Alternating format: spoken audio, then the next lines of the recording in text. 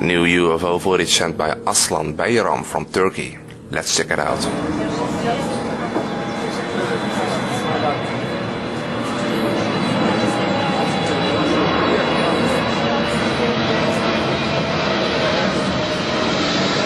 Now let's take a closer look.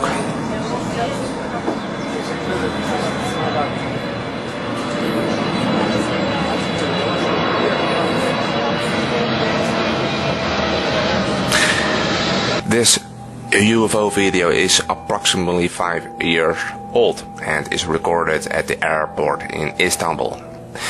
This airplane had a long journey because it had a flight from Osaka, Japan. According to the newspaper Sabah, the Turkish airlines pilot Ibrahim Bilir says he believes that he encountered the same UFO during his flight, and not only he saw the UFO. 2 other pilots on the same aircraft saw it too.